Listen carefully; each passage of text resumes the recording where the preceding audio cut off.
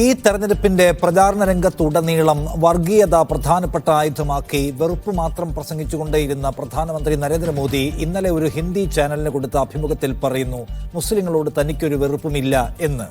അതുമാത്രമല്ല, ഹിന്ദുക്കളെയും മുസ്ലിങ്ങളെയും ഏതെങ്കിലും നിലയ്ക്ക് വിഭജിക്കുന്ന വർത്തമാനം താൻ പറഞ്ഞാൽ തന്റെ രാഷ്ട്രീയ രംഗത്തെ പ്രവർത്തനത്തിനുള്ള സാധുത പോലും അതോടെ ഇല്ലാതാവുകയാണ് എന്നൊക്കെ അദ്ദേഹം പറയുന്നു. അങ്ങനെ പറഞ്ഞ അതേ മോദി ഇന്ന് മഹാരാഷ്ട്രയിൽ പ്രസംഗിക്കുമ്പോൾ മുസ്ലിങ്ങൾക്ക് മാത്രമായി പ്രത്യേക ബജറ്റ് ഉണ്ടാക്കാൻ കോൺഗ്രസ് ശ്രമിച്ചുവെന്ന അടിസ്ഥാനമില്ലാത്ത വർഗീയ ആരോപണം ഉന്നയിക്കുക കൂടി ചെയ്യുകയാണ്. സത്യത്തിൽ ഒരു വിഭാഗത്തെ വർഗീയമായി ഉത്തേജിപ്പിക്കാൻ നരേന്ദ്രമോദി നിരന്തരമായി പ്രസംഗം നടത്തുകയും പെട്ടെന്നൊരു സുപ്രഭാതത്തിൽ തനിക്ക് വിഭജനത്തിൻ്റെ ഒരു താല്പര്യവുമില്ലെന്നും തനിക്ക് ഏതെങ്കിലും ഒരു പ്രത്യേക വിഭാഗത്തോട് വെറുപ്പില്ലെന്നും അങ്ങനെ വിഭജനം സംസാരിക്കേണ്ടി വന്നാൽ താൻ ഒരു രാഷ്ട്രീയക്കാരനല്ലാതായി മാറുകയും ഒക്കെ ചെയ്യുമെന്നും മോദി പറയുകയാണ്. വെറുപ്പിൻ്റെ ഒരു ഫ്ലോ, അതിൻ്റെ ഒരു പമ്പിങ് മോദി കുറയ്ക്കാൻ ആഗ്രഹിക്കുന്നുണ്ടോ? നിരന്തരമായി വെറുപ്പ് പ്രസംഗിച്ചതിന് ശേഷവും BJPക്ക് രാജ്യത്തൊരു മോദി അനുകൂല തരംഗമുണ്ടാക്കാൻ കഴിഞ്ഞില്ല എന്ന് വോട്ടർ ടേൺ ഔട്ട് കണക്കുകൾ പുറത്തു വരുമ്പോൾ മനസ്സിലാവുന്നുണ്ടോ? ആളുകൾക്കിത് മടുത്തുവെന്ന്, ചെടിച്ചുവെന്ന്, അത് പരമാവധിയിൽ എത്തിക്കഴിഞ്ഞുവെന്ന ഫീഡ്ബാക്കാണോ മോദിക്ക് കിട്ടുന്നത്? വെറുപ്പിൻ്റെ കച്ചവട മൂല്യം ഈ തെരഞ്ഞെടുപ്പിൽ എത്രയാണ്? അത് തീരെ കുറഞ്ഞുപോയെന്ന്, അതിൻ്റെ ഡേറ്റ് കഴിഞ്ഞുവെന്ന് മോദിക്ക് മനസ്സിലാവുന്നുണ്ട്. പല ചോദ്യങ്ങളുണ്ട്, നമ്മളത് സംസാരിക്കുകയാണ് ഈ രാത്രിയിൽ. സ്പെഷ്യൽ എഡിഷനിൽ നമ്മോടൊപ്പം ഉള്ളത് CPIM നേതാവ് CM.A. സമ്പത്ത്, കോൺഗ്രസിൽ നിന്ന് advocate Vasanth, CP Krishnadas BJP നേതാവ്, K. ഷാജി മാധ്യമപ്രവർത്തകൻ എന്നിവരാണ്. ആദ്യം ഷാജി, താങ്കൾക്ക് എന്താണ് തോന്നുന്നത്? മോദിയെ നോക്കൂ, അദ്ദേഹം ഈ തെരഞ്ഞെടുപ്പിൽ പ്രധാന ആയുധമാക്കാൻ ആഗ്രഹിക്കുന്ന സംഗതി വർഗീയതയാണ്. ആ വ്യാജങ്ങൾക്കുമേൽ വർഗീയത, അത് നിരന്തരം പ്രസംഗിക്കുകയാണ്. നമ്മളെ ഭയപ്പെടുത്തുന്നുണ്ട് ഒരു പ്രധാനമന്ത്രി ഭരണഘടനാ പദവിയിൽ ഇരുന്നു കൊണ്ട് പറയുന്ന ഈ നുണകളും ഈ വർഗീയതയും. എന്നിട്ട് ഇടയ്ക്ക് വെച്ച് മോദി ഇതാ പെട്ടെന്നൊരു യൂട്ടേൺ എടുക്കുകയാണ്. അങ്ങനെ ഒരു പരിപാടിയെ എനിക്കില്ല എന്ന നിലയ്ക്ക്. സത്യത്തിൽ വെറുപ്പിൻ്റെ കച്ചവട മൂല്യം കുറഞ്ഞുവെന്ന് മോദിക്ക് തോന്നുന്നുകൊണ്ടായിരിക്കുമോ അത്? അതോ അദ്ദേഹം ജസ്റ്റ് ഒന്ന് മേക്കപ്പ് ചെയ്യാൻ പറയുന്നതാണോ?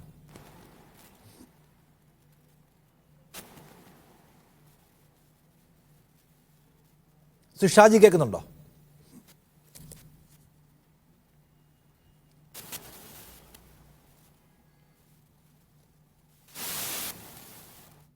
ഇല്ല, ഞാൻ അദ്ദേഹത്തിലേക്ക് വരാമേ. കൃഷ്ണദാസ് BJP നേതാവ്. കൃഷ്ണദാസ്, മോദി ഇന്നലെ News 18 ചാനലിന് കൊടുത്ത അഭിമുഖത്തിൽ പറയുന്നത്, ആളുകളെ തമ്മിലടുപ്പിക്കുന്ന ഒരു വർത്തമാനം ഞാൻ പറഞ്ഞാൽ എൻ്റെ പൊതുപ്രവർത്തന യോഗ്യത ഇല്ലാതാവും എന്നാണ്. മോദി പറഞ്ഞുകൊണ്ടിരിക്കുന്നതും പറഞ്ഞതും ഇന്ന് പറയുന്നതുമെല്ലാം ആളുകളെ തമ്മിലടുപ്പിക്കുന്ന വിഭജന വർത്തമാനം അല്ലെങ്കിൽ പിന്നെ എന്താണ്? ബഹുമാനപ്പെട്ട പ്രധാനമന്ത്രി ആ തരത്തിൽ ഏതെങ്കിലും ഒരു പ്രസ്താവന നടത്തി എന്ന് നാളിതുവരെ നാം കേട്ടിട്ടില്ല. ആകെ അദ്ദേഹത്തിനെതിരെ പരാതിയുമായി കോൺഗ്രസ് പോയതിൻ്റെ ഒരു പ്രധാനപ്പെട്ട കാരണം ശ്രീ മൻമോഹൻ സിംഗ് 2006 നടത്തിയിട്ടുള്ള ഒരു പ്രസ്താവന അദ്ദേഹം എടുത്ത് പ്രയോഗിച്ചു അല്ലെങ്കിൽ പറഞ്ഞു എന്നുള്ളതാണ്. സ്വാഭാവികമായും പ്രധാനമന്ത്രി അദ്ദേഹം ഉന്നയിക്കുന്ന വിഷയങ്ങൾ ഈ രാജ്യത്തെ വികസനവുമായി ബന്ധപ്പെട്ടുകൊണ്ടും സമകാലിക രാഷ്ട്രീയവുമായി ബന്ധപ്പെട്ടുകൊണ്ടും പ്രത്യേകിച്ച് BJP മുന്നോട്ട് വെക്കുന്ന പ്രകടന പത്രികയിലെ പ്രധാനപ്പെട്ട വിഷയങ്ങളുമെല്ലാം ഊന്നിക്കൊണ്ടാണ് അദ്ദേഹം കേരളമടക്കമുള്ള സംസ്ഥാനങ്ങളിൽ വന്ന സമയത്തും എല്ലാ തെരഞ്ഞെടുപ്പ് യോഗങ്ങളിലും അദ്ദേഹം പ്രസംഗിക്കുന്നത്. മറിച്ചുള്ള പ്രചരണങ്ങൾ BJP ഏതെങ്കിലും തരത്തിൽ ഈ രാജ്യത്തെ തെരഞ്ഞെടുപ്പ് പ്രക്രിയയുമായി ബന്ധപ്പെട്ടുകൊണ്ട് സുതാര്യമായി നടക്കുന്ന ഒരു പ്രക്രിയയിൽ എന്തോ വലിയ കുഴപ്പം കാണിക്കാൻ ശ്രമിക്കുന്നു എന്ന് പ്രചരണം നടത്താൻ വേണ്ടി നിരന്തരമായി കളവ് പറഞ്ഞുകൊണ്ടിരിക്കുന്ന ഒരു സ്ഥിരം സംവിധാനമായി മാറിയിട്ടുള്ള പ്രതിപക്ഷത്തിൻ്റെയും പ്രതിപക്ഷത്തോട് ആഭിമുഖ്യമുള്ള ചില വ്യക്തികളും അതുപോലെ തന്നെ ചില മാധ്യമങ്ങളും, അതിൽ മാധ്യമങ്ങളെ ഞാൻ അടച്ചാക്ഷേപിക്കാൻ ആഗ്രഹിക്കുന്നില്ല.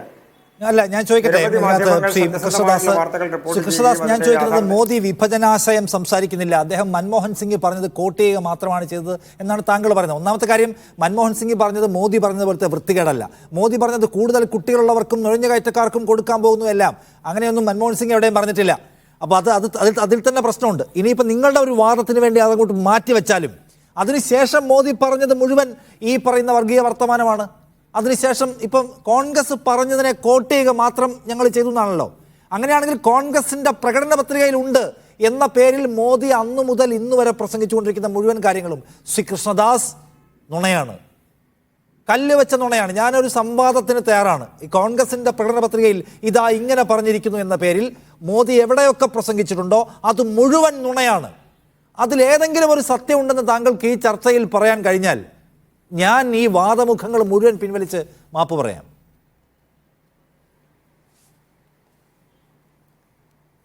നിഷാദെ, നമ്മളൊരു തെരഞ്ഞെടുപ്പ് പ്രചരണത്തിൻ്റെ പൊതുയോഗങ്ങളിൽ സംസാരിക്കുമ്പോൾ അത് ദേശീയ നേതാക്കളാണെങ്കിലും പ്രാദേശിക നേതാക്കളാണെങ്കിലും സംസ്ഥാന തലത്തിലുള്ള നേതാക്കളാണെങ്കിലും ഇനി ആ പാർട്ടിയെ പിന്തുണയ്ക്കുന്ന ആളുകളാണെങ്കിലും ആരാണെങ്കിലും അവർ ഒരു വിഷയത്തെ എടുത്തുകൊണ്ട് അതല്ലെങ്കിൽ അതുമായി ബന്ധപ്പെട്ടുകൊണ്ടുള്ള വിഷയങ്ങൾ എടുത്തുകൊണ്ട് പ്രസംഗിക്കുമ്പോൾ അല്ലെങ്കിൽ അവരുടെ ആശയവിനിമയം നടത്തുമ്പോൾ ആ സദസ്സിനനുസരിച്ച് അല്ലെങ്കിൽ അവിടുത്തെ സാഹചര്യത്തിനനുസരിച്ച് ആ സംസ്ഥാനത്തിൻ്റെ രാഷ്ട്രീയത്തിനനുസരിച്ച് വിഷയങ്ങൾ മാറി വരികയോ അതുമായി ബന്ധപ്പെട്ടുകൊണ്ടുള്ള ഉദാഹരണങ്ങൾ മാറി വരികയോ ചെയ്യും. അങ്ങനെ നടക്കുന്ന പ്രസംഗങ്ങളിൽ അല്ലെങ്കിൽ അതുമായി ബന്ധപ്പെട്ടുകൊണ്ട് നടക്കുന്ന വിശദീകരണങ്ങളിൽ ഏതെങ്കിലും തരത്തിൽ ഏതെങ്കിലും ഒരു വിഭാഗത്തെ ആക്ഷേപിക്കുകയോ ഏതെങ്കിലും ഒരു വിഭാഗത്തെ തെറ്റായ തരത്തിൽ പ്രചരിപ്പിക്കുകയോ ചെയ്യുന്ന ഒരു നടപടിയും നാളിതുവരെ ബഹുമാനപ്പെട്ട പ്രധാനമന്ത്രിയുടെ ഭാഗത്തു നിന്നോ BJP നേതാക്കന്മാരുടെ അങ്ങനെയല്ല. നമുക്ക് സ്പെസിഫിക് ആകാൻ കൃഷ്ണദാസ് താങ്കൾക്ക് കഴിയുമോ? സ്പെസിഫിക് ആകാൻ കഴിയുമോ? കോൺഗ്രസിന്റെ പ്രകടന പത്രികയിൽ പറഞ്ഞിട്ടുണ്ട് നിങ്ങളുടെ മംഗൽസൂത്ര അടക്കം എടുത്ത് അപ്പുറത്ത് കൊടുക്കാൻ പോവുകയാണ്. കോൺഗ്രസിന്റെ പ്രകടന പത്രികയിൽ പറഞ്ഞിട്ടുണ്ടോ? കോൺഗ്രസിന്റെ പ്രകടന പത്രികയിൽ പറഞ്ഞിട്ടുണ്ട് മുസ്ലിങ്ങൾക്ക് വേണ്ടി മാത്രമായി ഗവൺമെന്റ് കോൺട്രാക്റ്റുകളിൽ സ്പെഷ്യൽ ടെൻഡർ ഉണ്ടാവുമെന്ന്. അങ്ങനെ പറഞ്ഞിട്ടുണ്ടോ? ഞാൻ ചോദിക്കുകയാണ്. ഒപ്പം എന്താ പറയുന്നത്, കായിക താരങ്ങളെ മുസ്ലിം കോട്ട വെച്ച് ടീം ഉണ്ടാക്കാൻ പോവുകയാണ് എന്ന് പറഞ്ഞു. എവിടെയെങ്കിലും കോൺഗ്രസ്സുകാർ പറഞ്ഞിട്ടുണ്ടോ? കോൺഗ്രസ് പറയുന്നു അവർ രാമക്ഷേത്രത്തിന് ബാബരി താഴിടുമെന്ന്. എവിടെയെങ്കിലും കോൺഗ്രസ് പറഞ്ഞിട്ടുണ്ടോ? കോൺഗ്രസ് പറയുന്നു അവരുടെ ആർട്ടിക്കിൾ 370 അവർ റീഇൻസ്റ്റേറ്റ് ചെയ്യുമെന്ന്. കോൺഗ്രസ് എവിടെയെങ്കിലും പറഞ്ഞിട്ടുണ്ടോ? ഇത് മുഴുവൻ വർഗീയത പ്രസംഗിക്കാനുള്ള നുണകൾ, അതിനെ ആശ്രയിക്കുകയാണ്. ഞാൻ ചോദിക്കുന്നത് ഇത് മാത്രമാണ്, വേറെ ഒന്നും ഞാൻ ചോദിക്കുന്നില്ല. കോൺഗ്രസിന്റെ പ്രകടന പത്രികയിൽ പറഞ്ഞിരിക്കുന്നു എന്ന പേരിൽ പറഞ്ഞ നുണകളെ ഓഡിറ്റ് ചെയ്യാൻ താങ്കൾ തയ്യാറുണ്ടോ? നിഷാദെ, ഇപ്പോൾ BJP ഇങ്ങനെ പറഞ്ഞു, പ്രധാനമന്ത്രി ഇങ്ങനെ പറഞ്ഞു എന്ന് പറഞ്ഞ് നിങ്ങൾ ഉന്നയിക്കുന്ന ആരോപണങ്ങൾ അല്ലെങ്കിൽ നിങ്ങൾ പറയുന്ന വിഷയങ്ങൾ അതുമായി ബന്ധപ്പെട്ടുകൊണ്ട് കോൺഗ്രസിൻ്റെ പ്രകടന പത്രികയിലുണ്ടോ പ്രകടന പത്രികയിലില്ലോ എന്നുള്ളതല്ല വിഷയം. കോൺഗ്രസ് ഉയർത്തിപ്പിടിക്കുന്ന ഒരു രാഷ്ട്രീയമുണ്ട്. കോൺഗ്രസ് ഉയർത്തിപ്പിടിക്കുന്ന ഒരു പ്രകടന പത്രികയിലെ വിഷയങ്ങളുണ്ട്. ആ വിഷയങ്ങളെ വിശദീകരിക്കുമ്പോൾ ആ വിഷയങ്ങളുമായി ബന്ധപ്പെട്ടുകൊണ്ടുള്ള കാര്യങ്ങൾ ജനങ്ങൾക്ക് മനസ്സിലാക്കുന്ന തരത്തിൽ അതിനെ വിവക്ഷിക്കുമ്പോൾ അതിൽ ഉദാഹരണങ്ങൾ വിവക്ഷിക്കാൻ നിങ്ങൾക്ക് തോന്നുമ്പോൾ വിവക്ഷിക്കാൻ പറ്റുമോ? നിങ്ങൾ ഉദാഹരണമല്ല, ഈ പറഞ്ഞത് മുഴുവൻ കള്ളമാണ്. ഇങ്ങനെ ഒരു സാധനമോ ഇതിന്റെ പരിസരത്ത് വരുന്ന കാര്യമോ കോൺഗ്രസിന്റെ പ്രകടന പത്രികയിൽ ഇല്ല. പിന്നെ എങ്ങനെ വിവക്ഷിക്കുക? നിങ്ങൾക്കൊരു കാര്യം പറയണം, അത് നിങ്ങൾ പറയുക. അതിന് കോൺഗ്രസിന്റെ പ്രകടന പത്രികയിൽ ഉണ്ട് എന്ന വ്യാജം രാജ്യത്തിന്റെ പ്രധാനമന്ത്രി നിരന്തരമായി പ്രസംഗിക്കുകയാണ്. എന്തിനാ വ്യാജം പറയുന്നത്? വർഗീയത പ്രസംഗിക്കാൻ വിഷയമില്ല. വിഷയം ഉണ്ടാക്കണമെങ്കിൽ എന്താണ്? വ്യാജം പറയണം. ഇത് നിങ്ങൾ നിരന്തരം പറയാണ്. ഞാൻ ചോദിക്കുന്നത് കോൺഗ്രസിന്റെ പ്രകടന പത്രികയിൽ എന്തെങ്കിലും ഉണ്ടോ? ഇല്ല. അത് വിശദീകരിക്കാൻ പറ്റുന്നില്ല. അതാ പ്രശ്നം. നിഷാദെ, കോൺഗ്രസിൻ്റെ പ്രകടന പത്രികയെക്കുറിച്ച് അങ്ങ് വാചാലനാകേണ്ട കാര്യമുണ്ടോ എന്ന് എനിക്കറിയില്ല. അത് അങ്ങേരുടെ ഇഷ്ടമാണ്. പക്ഷേ ആ വിഷയവുമായി ബന്ധപ്പെട്ടുകൊണ്ട് കോൺഗ്രസ് ഉയർത്തുന്ന അവരുടെ പ്രകടന പത്രികയിലെ ഒരു പ്രചരണ വിഷയമുണ്ട്. ആ പ്രചരണ വിഷയത്തിന്റെ സാങ്കത്യത്തെക്കുറിച്ചാണ്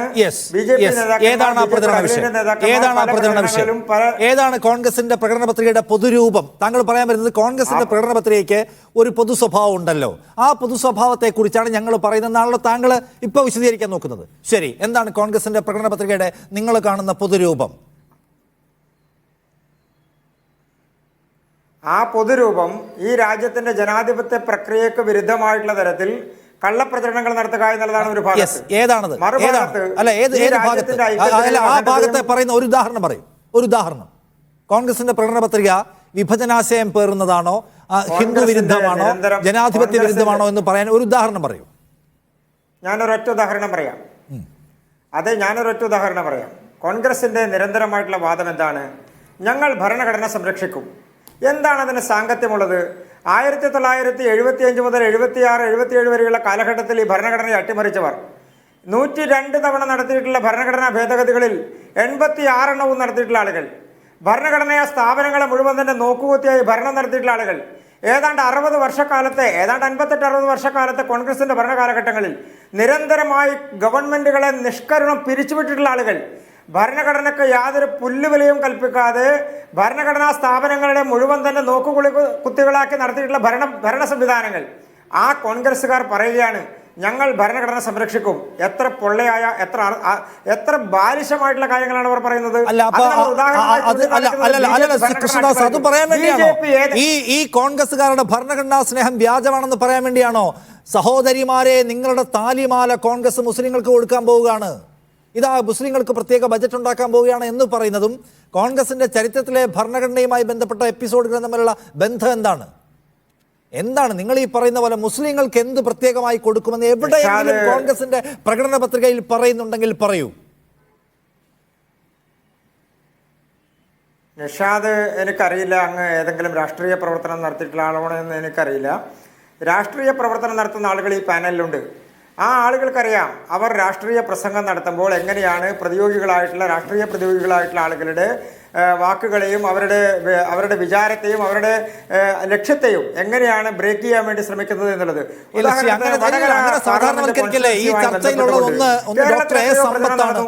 ഡോക്ടർ എ സമ്പത്ത് CPIM നേതാവ്, ഡോക്ടർ അഡ്വക്കേറ്റ് വസന്ത്, അവർ രണ്ടുപേരും പൊതുപ്രവർത്തകരാണ്. അവർ ആളുകളെ വൈകാരിക അതിരേഖത്തിലേക്ക് കൊണ്ടുപോകാൻ വർഗീയത പ്രസംഗിച്ചിട്ടുള്ളവരല്ല എന്ന് എനിക്ക് ഉറപ്പുണ്ട്. അല്ലല്ല, പറയട്ടെ. അങ്ങ് ചോദ്യശരങ്ങൾ അങ്ങനെ നിരന്തരമായി ഉന്നയിക്കണമെന്നില്ല. എനിക്ക് സംഗതി മനസ്സിലായി. ഞാൻ പറയുന്നത് വടകരയുമായി ബന്ധപ്പെട്ടുകൊണ്ട് കേരളത്തിൽ ഇടതുവലത് മുന്നണികൾ എത്രയോ പ്രചരണങ്ങൾ നടത്തി. എന്തിന്റെ അടിസ്ഥാനത്തിലായിരുന്നു? വടകരയിലെ ഇടതുപക്ഷ സ്ഥാനാർത്ഥിക്കെതിരെ UDF നടത്തിയുള്ള പ്രചരണത്തെക്കുറിച്ച് ഇന്നും അവർ നിരന്തരമായി പറഞ്ഞുകൊണ്ടിരിക്കുകയാണല്ലോ. എന്തായിരുന്നു ഇതിന്റെ പ്രധാനപ്പെട്ട കാരണം? ഒരു സമൂഹവുമായി ബന്ധപ്പെട്ടുകൊണ്ട്, ഒരു വിഭാഗവുമായി ബന്ധപ്പെട്ടുകൊണ്ട് കള്ളപ്രചരണം നടത്തിയെന്നല്ലേ വടകരയിലെ സ്ഥാനാർത്ഥി LDFന്റെ സ്ഥാനാർത്ഥി പറഞ്ഞത്?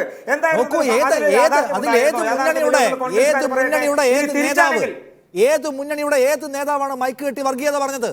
അവിടെ ഈ തരത്തിലുള്ള മോശം സംഗതി പ്രചരിച്ചിട്ടുണ്ട്. അതിന് ഈ രാജ്യത്തെ പോലീസ് കേസെടുത്തിട്ടുണ്ട്, അന്വേഷണം നടക്കുന്നുണ്ട്. ഈ മോദി പറഞ്ഞ വെറുപ്പിന്റെ പേരിൽ ഒരു നോട്ടീസ് മോദിക്ക് കൊടുക്കാൻ ഇവിടുത്തെ കമ്മീഷനില്ല. ഈ കേരളത്തിൽ അങ്ങനെ ആരെങ്കിലും വർഗീയത പറഞ്ഞാൽ അത് കാണുന്ന നാടുണ്ട്, അതിന് കേസെടുക്കാനുള്ള പോലീസുണ്ട്. ഏതെങ്കിലും നേതാക്കന്മാർ തെരഞ്ഞെടുപ്പിന്റെ ഭാഗമായി സാമാന്യ നിലക്ക് വിട്ടുകൊണ്ട്, അതായത് തെരഞ്ഞെടുപ്പിന്റെ മോഡൽ കോഡ് ഓഫ് കണ്ടക്ടിന് വിരുദ്ധമായി പ്രവർത്തിച്ചാൽ അവർക്കെതിരെ പരാതി ഉണ്ടാകും, അവർക്കെതിരെ കേസുണ്ടാകും. അങ്ങനെ പ്രധാനമന്ത്രി അടക്കമുള്ള ആളുകൾക്കെതിരെ കോൺഗ്രസ് പരാതി കൊടുത്തില്ലേ? കോൺഗ്രസ്സുകാർക്കെതിരെ പരാതികൾ വന്നിട്ടില്ലേ? കോൺഗ്രസിന്റെ ദേശീയ നേതാക്കന്മാർക്കെതിരെ പരാതി വന്നില്ലേ? കേരളത്തിലെ മോദിക്കെതിരെ പരാതി വന്നിട്ട് മോദിക്ക് ഒരു നോട്ടീസ് കൊടുക്കാൻ ധൈര്യമില്ലാത്ത കമ്മീഷനെയാണ് നിങ്ങൾ ഉണ്ടാക്കി വെച്ചിട്ടുള്ളത്. മോദിക്കെതിരെ പരാതി വന്നു. മോദിക്കല്ല നോട്ടീസ് കൊടുത്തത് JP നദ്ദയ്ക്കാണ്. മോദി പറഞ്ഞ വർഗീയതയ്ക്ക്, മോദിക്ക് വർഗീയത പറഞ്ഞതിന്റെ പേരിൽ നോട്ടീസ് കിട്ടി എന്ന് പത്രവാർത്ത വരരുത് എന്ന് നിർബന്ധമുള്ള ഒരു ദുർബല കമ്മീഷനെയാണ് നിങ്ങളിവിടെ ഉണ്ടാക്കി വെച്ചിട്ടുള്ളത്. ആ കമ്മീഷൻ എന്തെങ്കിലും ചെയ്തതിന്റെ മഹനീയത പറയല്ലേ ശ്രീ കൃഷ്ണദാസ്? ഞാൻ ഒന്ന് വരാമേ. സമ്പത്ത് നോക്കൂ, ഇവിടെ മോദി ആഞ്ഞാഞ്ഞ് വർഗീയത പറയാണ്. മോദി ആഞ്ഞാഞ്ഞ് വർഗീയത പറയാണ്. ബന്ധപ്പെട്ടുകൊണ്ട് ഏതെങ്കിലും തരത്തിലുള്ള രാഷ്ട്രീയം പറയണമെങ്കിൽ അതിന് മോഡറേറ്ററുടെ വേദി ഉപയോഗിക്കരുത്. അങ്ങ് ചാനൽ ചർച്ചയുടെ ഭാഗമായി വന്നിരുന്ന് ആ കാര്യം പറയാം. മോഡറേറ്ററുടെ വേദിയാണ് അങ്ങ് ഉപയോഗിക്കുന്നതെങ്കിൽ സാമാന്യ നിലക്ക് തെരഞ്ഞെടുപ്പ് കമ്മീഷൻ എന്നുള്ള ഭരണഘടനാ സ്ഥാപനം ഉപയോഗിക്കുന്ന നിയമങ്ങളെ കുറിച്ച് ശേഷം വേണം അങ്ങ് മറ്റു ചർച്ചകളിലേക്ക് വരാൻ. ഞാൻ പറയട്ടെ, തെരഞ്ഞെടുപ്പ് കമ്മീഷന്റെ കാര്യത്തിലായാലും പ്രധാനമന്ത്രിമാരെ കണ്ട അനുഭവത്തിലായാലും കാര്യങ്ങളിൽ മോഡി കോഡ് ഓഫ് കോണ്ടക്ട് ആണ്. മോഡൽ കോഡ് ഓഫ് കോണ്ടക്ട് അല്ല, മോഡി കോഡ് ഓഫ് കോണ്ടക്ട് ആണ്. മോഡി കോഡ് ഓഫ് കോണ്ടക്ട് ആണ്. മോഡി കോഡ് ഓഫ് കോണ്ടക്ട് ആണ്. മോഡി കോഡ് ഓഫ് കോണ്ടക്ട് ആണ്. Modi code of conduct, model code of conduct അല്ല. അങ്ങേക്ക് എന്ത് തോന്നിവാസവും പറയാനുള്ള വേദിയാണ്. ഞാൻ കണ്ട പ്രധാനമന്ത്രിമാരാരും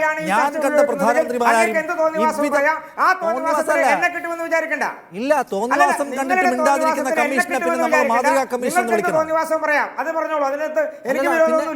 തോന്നിവാസം ഏറ്റവും കൂടുതൽ പറയുന്ന ആളുകളോട് മൗനമാകുന്ന ഒരു കമ്മീഷനോട് നമ്മൾ പറയുന്നത്. നിങ്ങളുടെ ചാനലാണ്, നിങ്ങളാണ് മോഡറേറ്റർ, അതിൽ എനിക്ക് തെറ്റൊന്നും കാണാൻ വേണ്ടി കഴിയില്ല. ഈ രാജ്യത്തെ ജനാധിപത്യ സംവിധാനത്തെ, ഈ രാജ്യത്തെ തെരഞ്ഞെടുപ്പ് സംവിധാനത്തെ അങ്ങ് എങ്ങനെയാണ് നോക്കിക്കാണുന്നത് എന്നുള്ളത് ഈ സാമാന്യ ജനങ്ങൾ കേട്ടുകൊണ്ടിരിക്കുന്ന ആളുകൾ മനസ്സിലാക്കുമെന്ന് മാത്രമേ എനിക്ക് പറയാനുള്ളൂ. സാമാന്യ ജനങ്ങൾക്ക് നന്നായിട്ട് മനസ്സിലാവുന്നുണ്ട് ഈ തെരഞ്ഞെടുപ്പ് സംവിധാനം, ഭരണഘടനാ സംവിധാനം എന്തുമാത്രം ആശാസ്യകരമായിട്ടാണ്, എന്തുമാത്രം നീതിയുക്തമായിട്ടാണ് പെരുമാറുന്നത് എന്ന് കാര്യത്തിന്റെ സാങ്കത്യം എന്താണ് എന്നുള്ളത് കൃത്യമായി ജനങ്ങൾക്ക് മനസ്സിലാക്കുന്നുണ്ട്. ശരി, ഞാനൊന്ന് വരാം. ഞാനൊന്ന് ഈ പാനലൊന്നും കംപ്ലീറ്റ് ചെയ്തോട്ടെ. സമ്പത്ത്, മോദി ആഞ്ഞാഞ്ഞ് വർഗീയത പറയാണ്. മോദിക്ക് ഒരു തടസ്സവുമില്ല, ഒരു പെരുമാറ്റച്ചട്ടത്തിന്റെ തടസ്സവുമില്ലാതെ അദ്ദേഹം അനുസ്യൂതം സഞ്ചാരം തുടരുകയാണ്. ഞാൻ ചോദിക്കുന്നത് സമ്പത്ത്, ഈ വർഗീയതയ്ക്ക് എന്തുമാത്രം ഇമ്പാക്റ്റ് ഉണ്ടാക്കാൻ 2024 കഴിഞ്ഞിട്ടുണ്ട്? നമ്മളിപ്പോഴും 4 ഫേസ് പിന്നിടുമ്പോൾ ഉണ്ടായിട്ടുള്ള വോട്ടിംഗ് ടേൺ ഔട്ട് കാണുന്നുണ്ട്, അതിൽ അപ്രതീക്ഷിതമായ കുറവ് കാണുന്നുണ്ട്. സോ വർഗീയത പറഞ്ഞൊരു തരംഗം ഉണ്ടാക്കാൻ, ഒരു ആവേശം ഉണ്ടാക്കാൻ, മോദി ഇല്ലെങ്കിൽ നമ്മൾ പോകുമെന്നൊരു ഭയപ്പാടുണ്ടാക്കാൻ മോദിക്ക് കഴിഞ്ഞിട്ടുണ്ടോ? അതോ ഈ വർഗീയത ഹിന്ദി ഹാർട്ട് ലൈനിലടക്കം ജനങ്ങൾക്ക് മടുത്തോ? സമ്പത്ത്, താങ്കളുടെ റീഡിംഗ് എന്താണ്?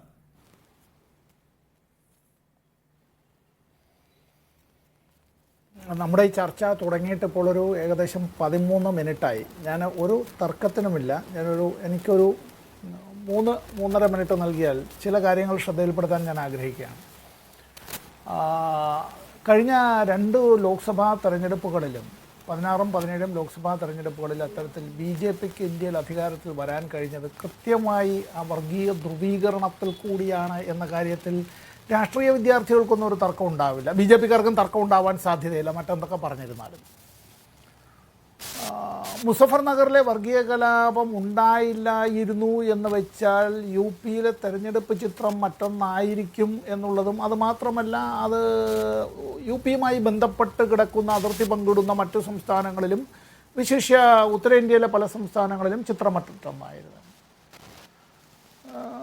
പുൽവാമയിലെ ഭീകരാക്രമണം ഉണ്ടായി. ആ ഭീകരാക്രമണം അത് സംബന്ധിച്ചുള്ള ഒരുപാട് ഇപ്പോഴും ഇതെല്ലാം ഒരു രഹസ്യങ്ങൾ ചൂഴ്ന്നു നിൽക്കുന്ന നിലയിലാണ്. അതിൻ്റെ പൂർണ്ണമായ കാര്യങ്ങൾ ഇപ്പോഴും വെളിച്ചത്ത് വന്നിട്ടില്ല.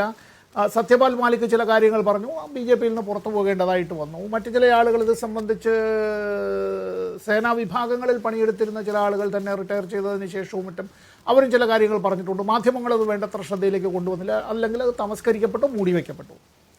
പുൽവാമയിലെ ഭീകരാക്രമണം ഉണ്ടായിരുന്നില്ല എങ്കിൽ അത്തരത്തിൽ ഈ പറയുന്ന ഈ ഒരു അപ്പുറത്ത് ശത്രു എന്ന നിലയിലേക്ക് അങ്ങനെ ഒരു പാകിസ്ഥാൻ ഫോബിയ, ഇസ്ലാമോഫോബിയ, ഇപ്പോൾ മോദി പടർത്താനായി ശ്രമിക്കുന്ന ഒരു ഇസ്ലാമോഫോബിയയാണ്, അങ്ങനെ അത് ഉണ്ടാവുമായിരുന്നു.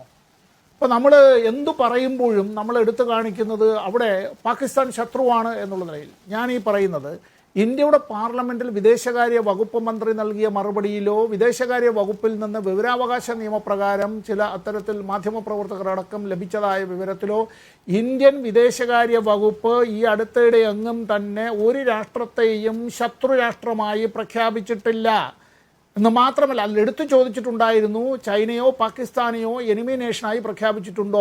ഒരു അതിർത്തി രാഷ്ട്രത്തെയും ലോകത്തിലെ ഒരു രാഷ്ട്രത്തെയും ഇന്ത്യ അത്തരത്തിൽ ശത്രു രാഷ്ട്രമായി പ്രഖ്യാപിച്ചിട്ടില്ല.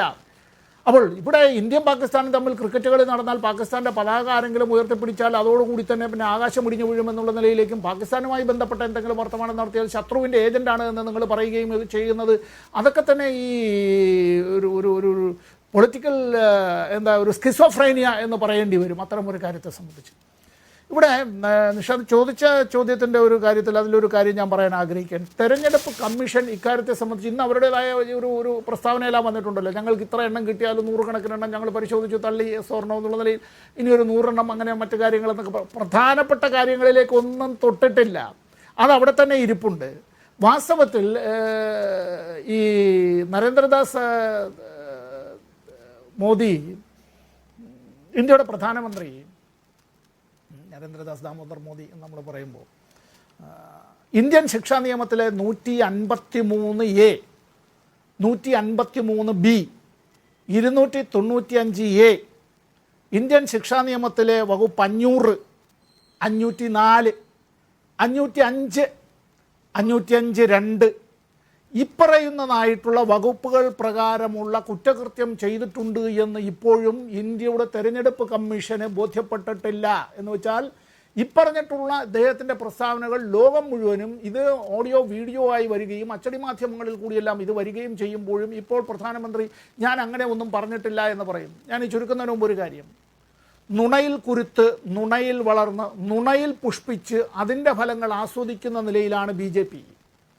എങ്ങനെയാണ് ഈ ഇന്ന് മോദിയുടേതായ രാഷ്ട്രീയ ഉദയം ഗുജറാത്തിൽ നിന്ന് വന്നത് എന്ന് ചോദിച്ചാൽ, അങ്ങനെ ഈ പൊതുസമ്പത്ത് കൊള്ളയടിക്കുന്നതിന് വേണ്ടി ചില ശതകോടീശ്വര കുടുംബങ്ങളുടെ അവരുടേതായിട്ടുള്ള ഉത്സാഹിയും സഹായികളുമായി പരസ്പരം അത്തരത്തിൽ പ്രവർത്തിക്കുന്ന ഒരു ചങ്ങാത്ത മുതലാളിത്തത്തിൻ്റെ ഉൽപ്പന്നമായി മാറിയതുകൊണ്ടാണ്. അങ്ങനെ മുഖ്യമന്ത്രിയായി വീണ്ടും മുഖ്യമന്ത്രിയായി വംശഹത്യയ്ക്കുള്ള അത്തരത്തിൽ ഒരു ഉദാഹരണമായി എടുത്തു കാണിക്കത്തക്ക നിലയിലേക്ക് ഗുജറാത്ത് മാറി.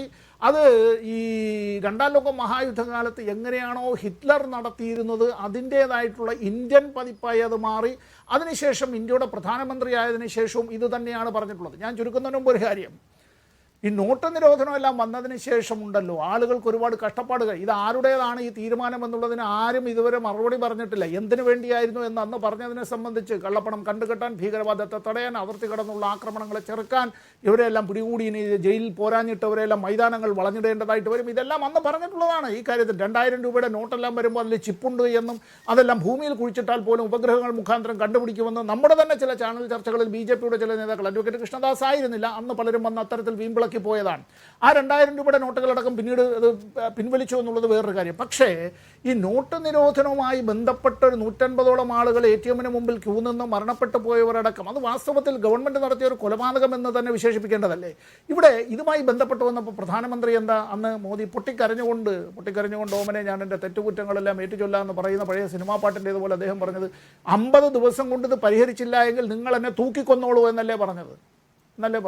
ഈ രാജ്യത്തെ ജനങ്ങൾക്ക് ഈ പറയുന്നത് പോലെ എത്രമാത്രം അവർ കഷ്ടപ്പാടുകളും ഇതെല്ലാം ഉണ്ടായിരുന്നാലും അവരാരും ഈ പറയുന്ന അത്തരത്തിലൊരു ക്രൂരകൃത്യത്തിലേക്ക് പോയില്ല. വധശിക്ഷ എന്നുള്ളത് നമ്മളെല്ലാം എതിരാണ് ആ ഒരു കാര്യത്തെ സംബന്ധിച്ച്.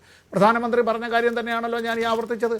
ഇത് ഒരു കാര്യത്തിൽ മാത്രമല്ല, ഇവിടെ കാർഷിക ബില്ലുകൾ അത്തരത്തിൽ വരുമ്പോൾ കാർഷിക നിയമങ്ങളായി കൊണ്ടുവരുന്നതിന് ഓർഡിനൻസിനെ ബില്ലുകളായി കൊണ്ടുവന്ന് എങ്ങനെ പ്രതിപക്ഷ പാർട്ടികളിലെ MP-മാരെ ആ വിധത്തിൽ സസ്പെൻഡ് ചെയ്തുകൊണ്ടാണ്. അതിനോടൊപ്പമാണ് ഈ ലേബർ കോഡും കൂടി കൊണ്ടുവരുന്നത്, ഒറ്റയടിക്ക് കൊണ്ടുവരുന്നത്. അതുമായി ബന്ധപ്പെട്ടൊക്കെ എന്തായിരുന്നു പറഞ്ഞത്? പ്രധാനമന്ത്രി തന്നെ പറഞ്ഞത് എന്തായിരുന്നു? അവരെല്ലാം ദേശദ്രോഹികളാണ്, ദേശവിരുദ്ധരാണെന്ന് പറഞ്ഞിട്ട് അത് കഴിഞ്ഞ് സിഖ് മതത്തിൻ്റെ അഭിവന്ദനായ ഗുരുവിൻ്റെ ജന്മദിനത്തിൽ ഞാൻ മാപ്പ് ചോദിക്കുന്നു എന്ന് പറയുന്ന നിലയിലേക്ക് എത്ര പേരെ കൊന്നു, എത്ര പേര് നിത്യരോഗികളായി, അവരെല്ലാം എങ്ങനെയാണ് മാനം കെടുത്തിയത്? ഇപ്പോഴും അതിൻ്റേതായിട്ടുള്ള മുറിവുകൾ ഉണങ്ങിയിട്ടില്ലല്ലോ. ഇവിടെ എന്താണെന്ന് വെച്ചാൽ ഇത് വാസ്തവത്തിൽ ഇതൊന്നും തന്നെ കുറ്റബോധത്തിൽ നിന്ന് അങ്കുരിച്ചതല്ല. ഇക്കാര്യങ്ങൾ ഇതെല്ലാം കൃത്യമായി ഹിറ്റ്ലർക്ക് ഗീബൽസ് എങ്ങനെയാണോ പ്രചരണ മോദിക്ക് കുറ്റബോധം ഉണ്ടായെന്ന് പറയാൻ കഴിയില്ല. മോദി ഉണ്ടാക്കാവുന്ന പരിക്കുകൾ ഉണ്ടാക്കുക, ഇടയ്ക്ക് സത്യമായി ഡാമേജ് സംഭവിച്ചു കഴിഞ്ഞിട്ടുണ്ട്. ഡാമേജ് മോദിയുടെ ഉദ്ദേശമാണെന്നാണ്. അല്ല, വസന്ത് നിങ്ങൾ മുസ്ലിങ്ങൾക്ക് അധികമായി കൊടുക്കുകയാണെന്ന് നിരന്തരമായ പ്രചരണം നിങ്ങൾക്കെതിരെ നടത്തുകയാണ്. ഇന്നിപ്പോൾ മഹാരാഷ്ട്രയിൽ പ്രസംഗിക്കുന്നത് മുസ്ലിങ്ങൾക്കും വേണ്ടി മാത്രമായി പ്രത്യേക ബജറ്റ് കോൺഗ്രസ് പ്ലാൻ ചെയ്തു എന്നാണ്. സത്യത്തിൽ മോദി ഉണ്ടാക്കിയെടുത്തിരിക്കുന്ന ഒരു അന്തരീക്ഷം ഉണ്ടല്ലോ കഴിഞ്ഞ 10 വർഷം കൊണ്ട്, എന്നുവെച്ചാൽ നരേന്ദ്ര ഭായ് എന്ന് വിളിച്ചുകൊണ്ട് മറ്റൊന്നും നോക്കാതെ വോട്ട് ചെയ്യാൻ പോളിംഗ് ബൂത്തിലേക്ക് വരുന്ന നരേന്ദ്ര ഭായ് ലോക ഗുരുവാണ്, അദ്ദേഹം 3ാം ലോക മഹായുദ്ധം തടഞ്ഞയാളാണ്, അദ്ദേഹം യുക്രൈൻ വാർ തടഞ്ഞയാളാണ് എന്നൊക്കെ വിചാരിക്കുന്ന മറ്റൊരു തരത്തിലുള്ള ചിന്തയില്ലാത്ത ഒരു തലമുറയെ അദ്ദേഹം ഉണ്ടാക്കിയിട്ടുണ്ട്. അവരോട് പറയാണ് കോൺഗ്രസ് മുസ്ലിങ്ങൾക്ക് വേണ്ടി കോട്ട നിശ്ചയിച്ചിരിക്കുന്നു, കോൺഗ്രസ് മുസ്ലിങ്ങളുടെ ദേശീയ ടീം ഉണ്ടാക്കാൻ പോകുന്നു, കോൺഗ്രസ് മുസ്ലിങ്ങൾക്ക് വേണ്ടി പ്രത്യേക ബജറ്റ് ഉണ്ടാക്കിയിരിക്കുന്നു. ഇത് എന്തുമാത്രം വിൽക്കാൻ സാധ്യതയുള്ള, നിങ്ങളുടെ അടിയളക്കാൻ സാധ്യതയുള്ള പ്രസംഗമാണ് മോദി പ്രസംഗിച്ചുകൊണ്ടിരിക്കുന്നത് ശ്രീ വസന്ത്? ശ്രീ നിഷാദ്, നരേന്ദ്രഭായ് ഇന്ന് നുണേന്ദ്രഭായ് ആണ് എന്ന് ഉത്തരേന്ത്യൻ സംസ്ഥാനങ്ങളിലും ഹിന്ദി ഹൃദയ ഭൂമിയിലുമെല്ലാം തിരിച്ചറിയുന്നുണ്ട് എന്നതിന്റെ തെരഞ്ഞെടുപ്പ് നേർചിത്രമാണ് പോളിംഗ് പെർസെന്റേജ് അടക്കം BJPക്ക് മുമ്പിലേക്ക് വരുന്നത്. അതുകൊണ്ടാണല്ലോ 1ാമത്തെ ഘട്ടത്തിൽ കേരളത്തിൽ വന്ന് തൃശ്ശൂരിൽ നരേന്ദ്രമോദി പ്രസംഗിക്കുന്നത് മോദി കി ഗ്യാരണ്ടി എന്നാണ്. മോദി കി ഗ്യാരണ്ടി പിന്നീട് അദ്ദേഹം ഒരിടത്തും സംസാരിച്ചിട്ടില്ല.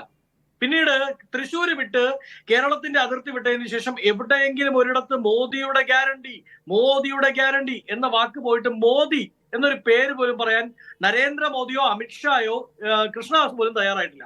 ശ്രീ കൃഷ്ണദാസ് ഈ ചർച്ചയിൽ തുടക്കത്തിൽ ഞാൻ അദ്ദേഹത്തെ അഭിനന്ദിക്കുകയാണ്. അദ്ദേഹം പറഞ്ഞല്ലോ, എന്താണ്, ചില സ്ഥലങ്ങളിൽ ചില രാഷ്ട്രീയ നേതാക്കൾ ചില സാഹചര്യങ്ങൾക്കനുസരിച്ച് സംസാരിക്കും. അതായത് എവിടെയാണോ ഹാർഡ് കോർ ഹിന്ദുത്വ വോട്ടുള്ളത് അവിടെ മുസ്ലിം വർഗീയത പറഞ്ഞേ പോകൂ എന്ന് കൃഷ്ണദാസ് സമ്മതിക്കുന്നുണ്ട്. ആ ആർജവം, ആ നട്ടല്ലുറപ്പ്, ആ തണ്ടല് ആര് കാണിക്കണം? നരേന്ദ്രമോദി കൂടി കാണിച്ച പ്രശ്നം തീർന്നു. നരേന്ദ്രമോദി നുണേന്ദ്രമോദിയാണെന്നും നുണേന്ദ്രഭായ് ആണെന്നും ഇന്ത്യ മുഴുവൻ തിരിച്ചറിഞ്ഞുകൊണ്ടിരിക്കുന്ന ഒരു കാലഘട്ടത്തിലാണ്. നോക്കൂ, ഈ പ്രസംഗവുമായി ബന്ധപ്പെട്ട് ഇന്ന് ന്യൂസ് 18 കഴിഞ്ഞ ദിവസം ന്യൂസ് 18 കൊടുത്ത ഇതിൽ അദ്ദേഹം പറയുന്നത്, ഞാൻ മുസ്ലിങ്ങളെ പറ്റി പറഞ്ഞുവെന്ന് ആരെങ്കിലും വിശ്വസിക്കുമോ? അങ്ങനെ പറഞ്ഞാൽ എന്റെ രാഷ്ട്രീയ അടിത്തറ എന്താവും? നോക്കൂ, ഗുജറാത്ത് മുഖ്യമന്ത്രിയായിരുന്ന കാലം തൊട്ട് അതിനു മുമ്പ് RSSന്റെ ഇദ്ദേഹം പറയുന്ന ഫിഷാം ദേഹിയായിരുന്ന കാലത്തെല്ലാം മുസ്ലിം വിരുദ്ധത മാത്രമാണ് മോദിയുടെ രാഷ്ട്രീയത്തിന്റെ അടിത്തറ.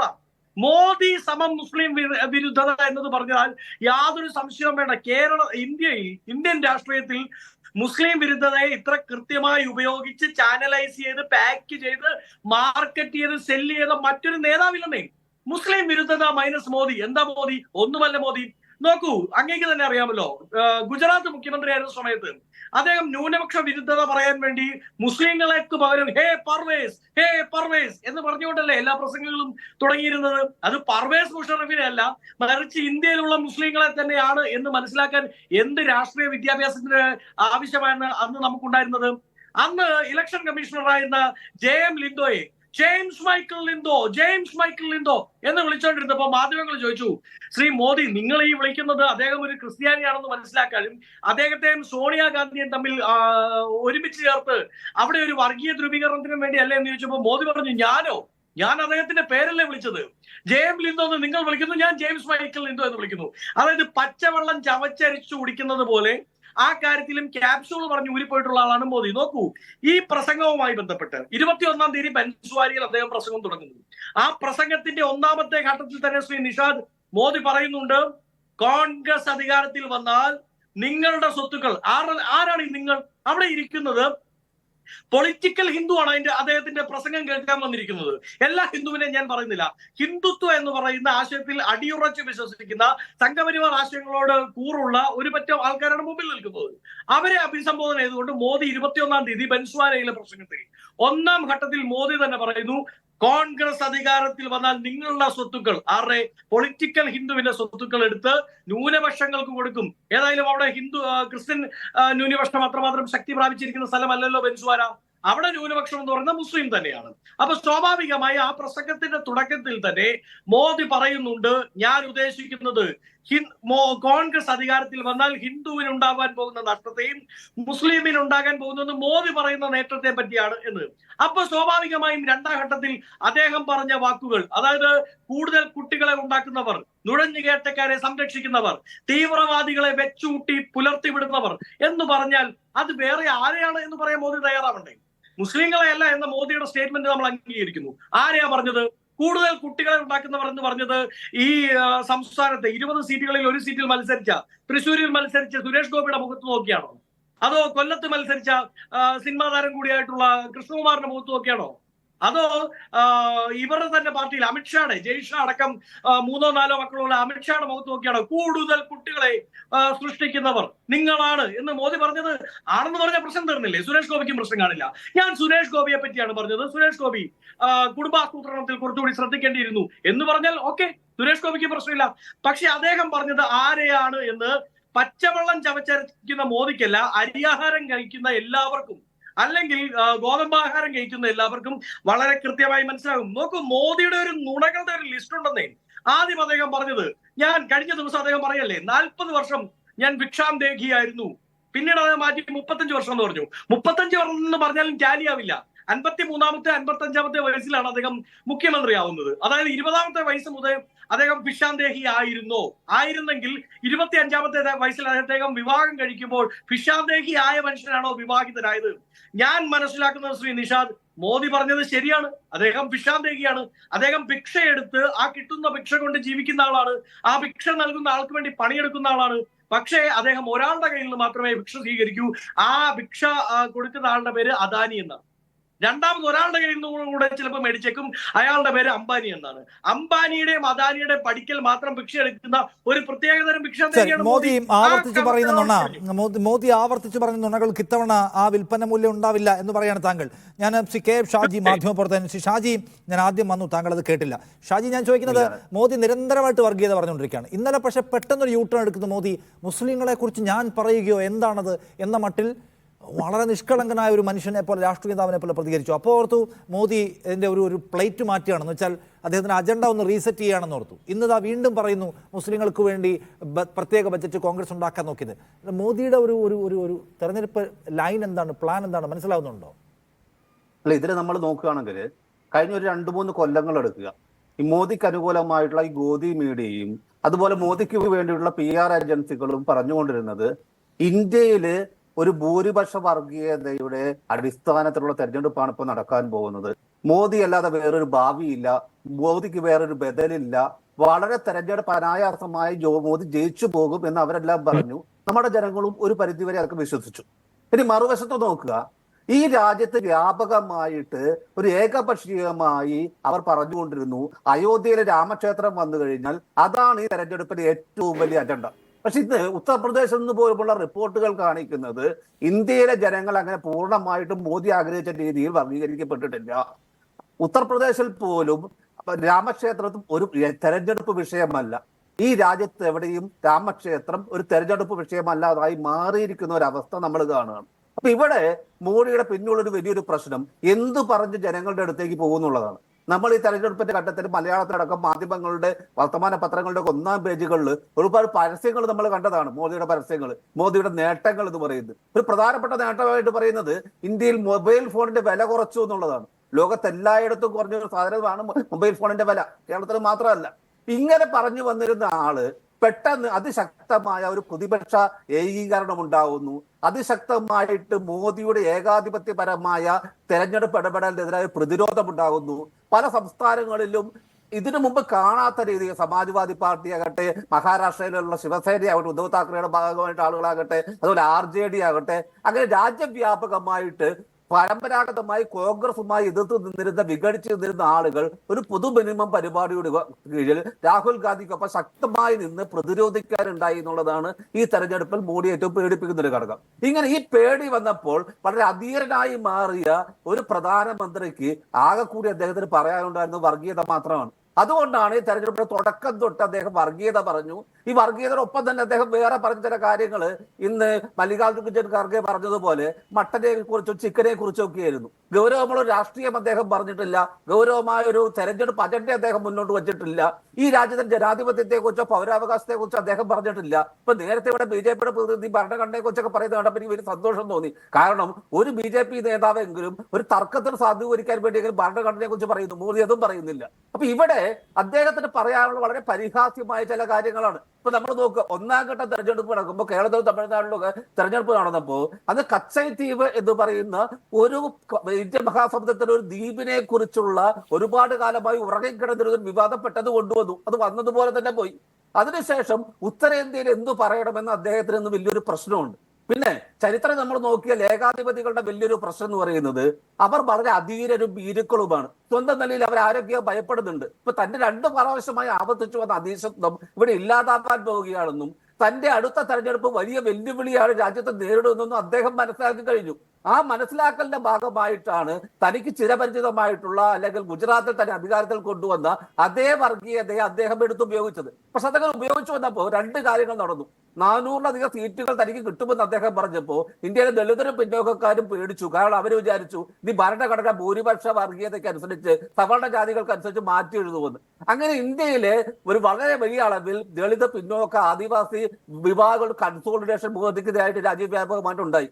അതുപോലെ തന്നെയാണ് മുസ്ലിങ്ങൾക്ക് ഇത്രയും വർഗീയത പറഞ്ഞു വന്നപ്പോൾ മുസ്ലിങ്ങളുടെ കൺസോളിഡേഷൻ ഇന്ത്യ സഖ്യത്തിന് ഭാഗമായി അനുകൂലമായിട്ടുണ്ടാവുകയാണ്. അപ്പൊ ഇങ്ങനെ മുസ്ലിങ്ങളും ദളിതരും പിന്നോക്കക്കാരും എല്ലാം മോഡിക്കെതിരെ കൃത്യമായ ഒരു അലയൻസ് തീർക്കുന്നത് കണ്ടപ്പോൾ അദ്ദേഹത്തിന്റെ ഉള്ളിലുള്ള ഏതാണ് പറയേണ്ടത്, എന്താണ് പറയേണ്ടത് എന്നുള്ള ഒരു സംശയവും ഒരു ഭീരുത്വവും ഒരു പേടിയും ഒരു കൺഫ്യൂഷനും ഒക്കെയാണ് കഴിഞ്ഞ ദിവസം സി ന്യൂസുമായുള്ള ഇന്റർവ്യൂവിൽ മുസ്ലിങ്ങളെ കാര്യത്തിൽ കുഴപ്പമില്ല, മുസ്ലിങ്ങൾക്കെതിരെ പറഞ്ഞിട്ടുണ്ടെങ്കിൽ ഒരു ഭരണാധികാരി എന്നതിലുള്ള എന്റെ സാങ്കത്യം അപകടത്തിലാണെന്ന് അദ്ദേഹം സമ്മതിക്കേണ്ടി വന്നത്. പക്ഷെ ഇന്ന് വീണ്ടും ഒരു പ്രചരണ യോഗത്തിലേക്ക് ചെല്ലുമ്പോൾ അവിടെ അദ്ദേഹത്തിന് അറിയാം അദ്ദേഹത്തിന്റെ ഭരണ നേട്ടങ്ങൾ പറഞ്ഞാൽ വില പോകുന്നില്ല. അദ്ദേഹത്തിൻ്റെതായിട്ടുള്ള സർക്കാരിന്റെ കഴിഞ്ഞ 10 വർഷത്തെ പ്രവർത്തനങ്ങളെ കുറിച്ച് പറഞ്ഞാൽ വിലപ്പോകാൻ പോകുന്നില്ല. ദേശീയ സുരക്ഷയ്ക്ക് വേണ്ടിയും രാജ്യത്തിന്റെ വികസനത്തിന് വേണ്ടിയും ഭാവിയിലേക്ക് വേണ്ടി അദ്ദേഹം പറയുന്ന കാര്യങ്ങൾ ആളുകൾക്ക് മനസ്സിലാവില്ല, അല്ലെങ്കിൽ ആളുകളോട് പറയാൻ അദ്ദേഹത്തിന് ഒന്നുമില്ല. അപ്പൊ അങ്ങനെ വരുമ്പോഴാണ് അദ്ദേഹം വളരെ കൃത്യമായി തന്നെ ഗുജറാത്തിലെ അധികാരത്തിൽ വർഷങ്ങൾക്ക് മുമ്പ് കൊണ്ടുവന്ന 10-22 കൊല്ലം മുമ്പ് ഗുജറാത്തിൽ കൊണ്ടുവന്ന അല്ലെങ്കിൽ കേന്ദ്രത്തിലേക്ക് വരാൻ വേണ്ടി അദ്ദേഹം കൃത്യമായി ഉപയോഗിച്ച ആ വർഗീയതയുടെ ചുവടുകൾ അദ്ദേഹം മുന്നോട്ട് വയ്ക്കുന്നത്. അപ്പൊ നമ്മൾ നോക്കപ്പോ ഒരു വശത്ത് ഇപ്പൊ നമ്മൾ നേരത്തെ പറഞ്ഞു ഇലക്ഷൻ കമ്മീഷണറായിരുന്ന ലിംഗോയുടെ പേരിൽ പോലും പേരിലെ ക്രിസ്ത്യാനിത്വം കണ്ടെത്തി ക്രിസ്ത്യാനികൾക്കെതിരെ പറഞ്ഞിരുന്ന അദ്ദേഹം ഈ തെരഞ്ഞെടുപ്പിൽ ക്രിസ്ത്യാനികളെ മാറ്റി നിർത്തി മുസ്ലിങ്ങളെ മാത്രമായി ആക്രമിക്കുന്ന ഒരു രീതി കൊണ്ടുവന്നു.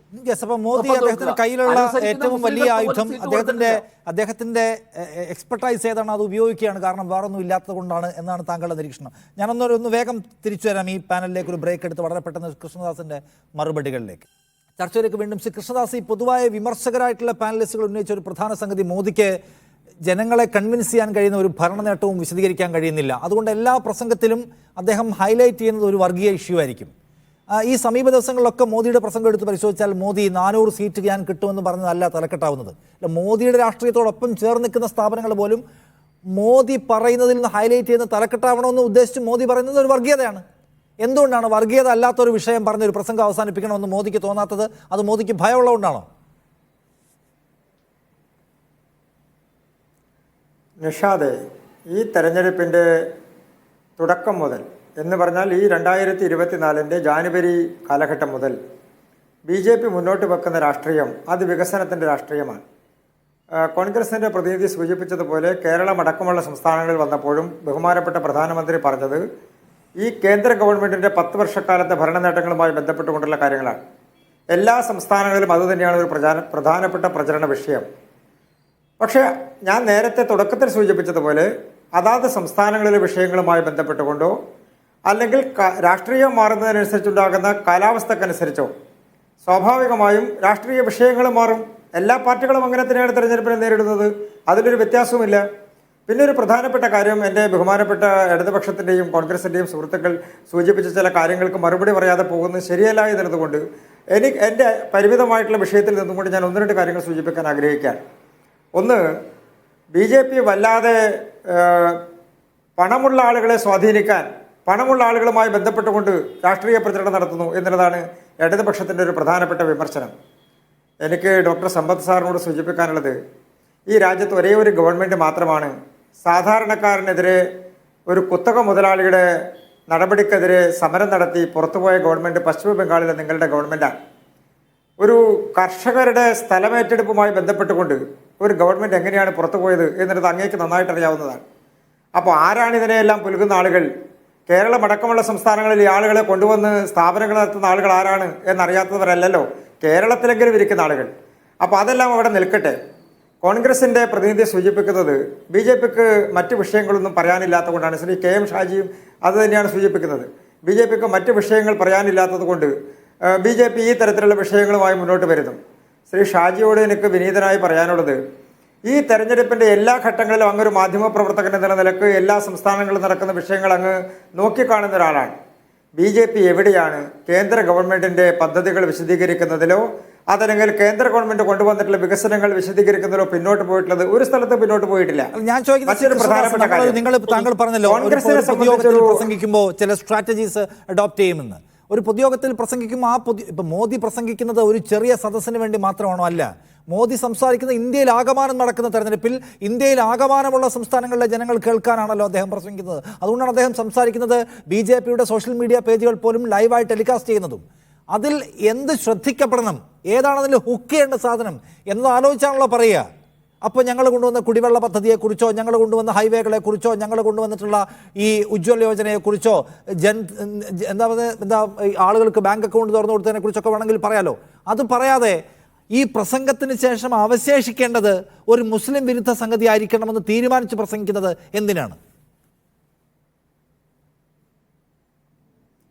നിഷാദെ, അങ്ങ് സൂചിപ്പിച്ച ഈ വികസന പദ്ധതികളെല്ലാം തന്നെ നിരന്തരമായി വീടാന്തരം കയറി ഇറങ്ങി പ്രചരണം നടത്തുന്ന പ്രവർത്തകരാണ് BJPക്കുള്ളത്. അതുകൊണ്ടാണല്ലോ ഞങ്ങൾ വീണ്ടും അധികാരത്തിൽ വരുന്നത്. ഈ തെരഞ്ഞെടുപ്പ് കഴിയുമ്പോഴും അതിലൊരു വ്യത്യാസം ഉണ്ടാകുമെന്നുള്ള കാര്യത്തിലൊരു സംശയമില്ല. ഈ തെരഞ്ഞെടുപ്പ് കഴിയുമ്പോഴും ശക്തമായിട്ടുള്ള ഭൂരിപക്ഷത്തോടുകൂടി മോഡി ഗവൺമെൻറ് തന്നെ വീണ്ടും അധികാരത്തിൽ വരാൻ വേണ്ടി പോവുകയാണ്. ഞാനൊരു പ്രധാനപ്പെട്ട കാര്യം, എൻ്റെ ശ്രദ്ധയിൽ വന്നൊരു കാര്യം എനിക്ക് കോൺഗ്രസിൻ്റെ പ്രതിനിധിയോട് സൂചിപ്പിക്കാനുള്ളത്, നിങ്ങൾ നിരന്തരമായി BJP പറയുന്ന ഒരേ കാര്യമാണ്, ഞങ്ങൾക്ക് പ്രത്യേകിച്ചൊന്നും പറയാനില്ല, ചരിത്രത്തിൽ മുസ്ലിം വിരുദ്ധത മാത്രമാണ് BJP പറഞ്ഞുകൊണ്ടിരിക്കുന്നത്. ഗുജറാത്ത് കലാപത്തിൻ്റെ അതേ തുടർച്ച തന്നെയാണ്. ഇത് തന്നെയാണ് ശ്രീ ഷാജിയും സൂചിപ്പിച്ചത്. എനിക്ക് നിഷാദെ, അങ്ങ് ചോദിച്ച ചോദ്യത്തെക്കുറിച്ച് ഒറ്റ കാര്യമേ സൂചിപ്പിക്കാനുള്ളൂ. കോൺഗ്രസിനെ സംബന്ധിച്ച് അവരുടെ ഒരു ഏതാണ്ട് 80കൾ വരെയുള്ള കാലഘട്ടത്തിൽ അവരുടെ പ്രധാനപ്പെട്ട, അതായത് 70കളുടെ അവസാനം വരെയുള്ള അവരുടെ പ്രധാനപ്പെട്ട പ്രചരണ ആയുധം മഹാത്മാഗാന്ധിയുടെ മരണവുമായി ബന്ധപ്പെട്ടുകൊണ്ടായിരുന്നു. 80കൾ കഴിഞ്ഞപ്പോൾ കോൺഗ്രസിനെ സംബന്ധിച്ച് ശ്രീമതി ഇന്ദിരാഗാന്ധിയുടെ മരണവുമായി ബന്ധപ്പെട്ടുകൊണ്ടുള്ള വിഷയങ്ങളായി മാറി. 90കളിൽ അത് രാജീവ് ഗാന്ധിയായി മാറി. സ്വാഭാവികമായും കോൺഗ്രസിനെ സംബന്ധിച്ച് അവർ ഉന്നയിക്കുന്ന വിഷയങ്ങൾ എപ്പോഴും ഈ തരത്തിൽ ഏതെങ്കിലും തരത്തിലുള്ള ഒരു പ്രതീകാത്മകമായിട്ടുള്ള വിഷയത്തെ കാണിച്ചുകൊണ്ട് കോൺഗ്രസ് പറയുന്ന കാര്യങ്ങൾ എന്തുകൊണ്ട് കോൺഗ്രസ്സുകാർ, രാഹുൽ ഗാന്ധി അടക്കമുള്ള ആളുകൾ അവരുടെ ചരിത്രത്തെക്കുറിച്ച് പറയുന്നില്ല, അവരുടെ കുടുംബ ചരിത്രത്തെക്കുറിച്ച് പറയുന്നില്ല? ഇന്നും ആളുകളോട് പറയുന്നത് ഞങ്ങൾ മഹാത്മാഗാന്ധിയുടെ ബന്ധുക്കളാണ് എന്നുള്ള രീതിയിലാണ് പറയുന്നത്. മഹാത്മാഗാന്ധിയുടെ കുടുംബമായി കോൺഗ്രസിന് എന്താ ബന്ധമുള്ളത്? രാഹുൽ ഗാന്ധിയുടെ കുടുംബത്തിന് എന്താ ബന്ധമുള്ളത്? കോൺഗ്രസിന്റെ ഒരു പ്രധാനപ്പെട്ട ആയുധം മഹാത്മാഗാന്ധിയുടെ കുടുംബമാണ് എന്ന്, മഹാത്മാഗാന്ധിയുടെ കുടുംബമാണ് വോട്ട് ചെയ്യൂ എന്ന് കോൺഗ്രസ് എവിടെയെങ്കിലും പറഞ്ഞു കേട്ടില്ല. അതാണ് വ്യത്യാസം കൃഷ്ണദാസേ. എന്തിനാ പറയുന്നത് നിഷാദെ? മഹാത്മാഗാന്ധിയുടെ കുടുംബ പേരായിട്ടുള്ള ഗാന്ധി എടുത്ത് പേരുകളുടെ കൂടെ നിരന്തരമായി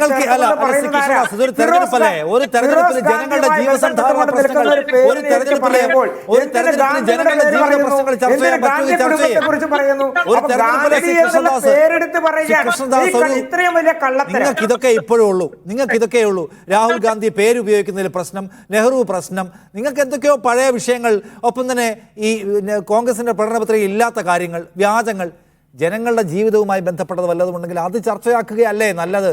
അത് ചെയ്യാൻ പറ്റുമെങ്കിൽ അത് ചെയ്യുന്നതാണ്. നിരന്തരമായ വ്യാജപ്രചരണം BJPക്കെതിരെ നടത്തുന്നത് നിങ്ങൾ എന്താ പറയുന്നത് നിഷാദ്? നിരന്തരമായ വ്യാജപ്രചരണം BJPക്കെതിരെ നടത്തുന്നത് നിങ്ങൾ എന്താ പറയുന്നത്?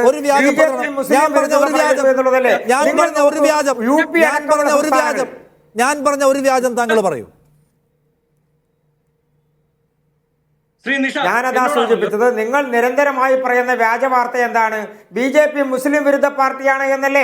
ഞങ്ങൾ പറയുന്നത് UP അടക്കമുള്ള സംസ്ഥാനങ്ങളിൽ, മുസ്ലിം ഭൂരിപക്ഷ പ്രദേശങ്ങളിൽ, ഗുജറാത്ത് അടക്കമുള്ള സംസ്ഥാനങ്ങളിൽ ആരാണ് MLA ജയിക്കുന്നത്, ആരാണ് കോർപ്പറേഷൻ ഭരിക്കുന്നത്, ആരാണ് മുനിസിപ്പാലിറ്റി ഭരിക്കുന്നത്, ആരാണ് നിങ്ങൾ ഓരോ മണ്ഡലം പരിശോധിക്കുന്നത്. നിങ്ങൾ ഓരോ മണ്ഡലം വിജയിക്കണം. മുസ്ലിം കമ്മ്യൂണിറ്റിയുടെ, മൈനോറിറ്റിയുടെ, മതനിരപേക്ഷ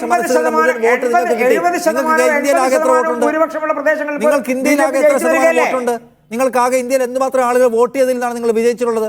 അങ്ങനെയൊക്കെ നോക്കിയ പ്രശ്നമാണ്. ശരി, അല്ല മുസ്ലിം മേഖലയിൽ പോലും നിങ്ങൾ ജയിക്കുന്നതിലധികം മുസ്ലിം വിഭാഗങ്ങളുള്ള പ്രദേശങ്ങളിൽ BJP ജയിക്കുന്നത്.